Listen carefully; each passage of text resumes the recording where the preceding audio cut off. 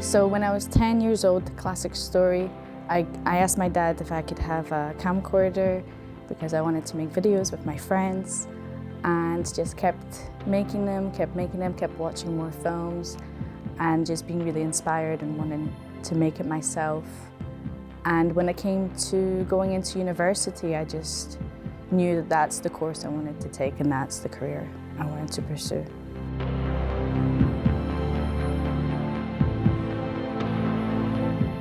I never really thought that I was going to be doing film growing up. I knew I wanted to be definitely in show business, and I was never really that talented drawing or like sculpting or whatever. I knew I wanted to like entertain, I suppose.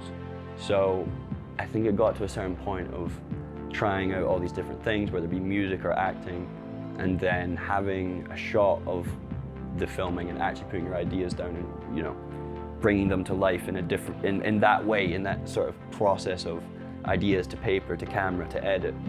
And then you have it as well. I think that's why I kind of was drawn to it, because it's like, it's almost like hoarding your ideas, right? It's like you've got it forever, whereas like in a music or a gig, it's like, it's over. And it's fun, but it's over, you know? My name is James. My name's Karina. And I'm a filmmaker. When we first started making films, we're definitely making it for ourselves. Anything that made us laugh would make it into the film. All the crazy ideas like big Cookie Man, SFX, makeup, and all that kind of silly stuff. But I think the more we've been part of the industry, we've realized that there's a way to maybe do things that could lead to things like paid work, and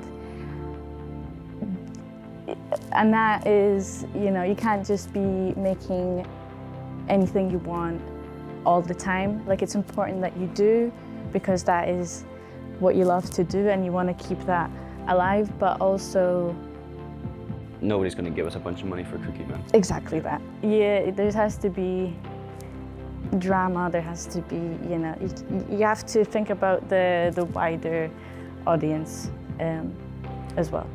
Yeah, it makes you feel, when you're doing these corporate jobs, that it's almost what you want to do. So you feel like you're doing it, but you're not really, are you? And that can be quite, I don't know. Draining. Yeah, but the way to overcome that is to get a job every couple months for a bit. Save up some money. Save up some money, quit that job, go back to full-time. Spend all your money on your film, rinse, repeat, you know? Yeah, and then... And we're still here. I mean, I think that's the other thing. Yeah, and we've been doing this for how long now? 4 years? Yeah. And we're having a great time. We're getting better. Just get a job every so often. Yeah. But maybe not a film job. I mean, you can if you want. If you want. If you want to be working in the industry, and if it's just the industry you want to be working in, then yeah, like 100% go and work in the industry. But I don't want to be a runner. I don't want to be a camera assistant. I don't want to be, you know, running around for locations and telling extras where to go. Like, people might see that as a ladder, but if you're not doing the thing that you want to do, then what's the point? It's just, it's excusing yourself. Almost. So for one of our films, I'm Gay, you came up with an idea where you wanted to write a monologue. Yeah. For an actor, a simple film that we could do in a couple of days. And this was your idea, you wrote it down, then you passed it around. Yeah, so I would send it to you, I sent it to a couple of our other people that we work with to just redraft it. They sent it back. We got the location, and we just kind of spent 2 days at the location doing it, you know, like really going over the lines, really making sure that all of our shots were the exact shots that we wanted. A lot of the time we don't have that luxury, and it's 5 of us and we're all shouting over each other and just trying to get a film done as quick as possible. And sometimes some good comes from that as well. But we're definitely still learning all the time. And because there's only 2 of us a lot of the time, you're having to wear a lot of different hats, you know. You have to take the script that you've written the day before and treat it like somebody's just given it to you, and like be brutal with it, you know, like find the flaws, like make it good, you know, like try not to be so attached to it. When people like what we do, oh, it feels so good. It feels nice to be appreciated for what you've made, for all the time you've put in. Like I said, we've been doing this for 4 years together. We've been doing this for 4 years, let alone all the years before that. Of just, you do it, you make something, you keep doing it, you have no money, but you just keep making it. And sometimes it feels like, yeah, what's the point? But then those days when you win some awards, when you win Best Film, Someone pats you on the back and it goes, just feels good nice. job, buddy.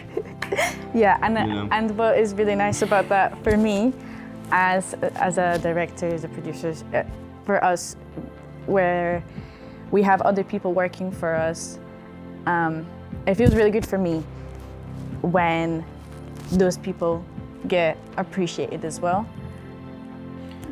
Yeah. I think that's very important for me, for the crew to get a sense of achievement.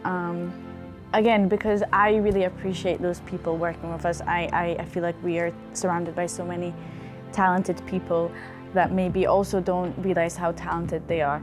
And when they get appreciated, when people say that they've done a good job or that they win awards, it feels nice. Society could not function without creatives. Everything around us is art. Like if there was no artists, no creatives, then it'd just be a grey world. And I think that sort of curiosity is just vital for humans.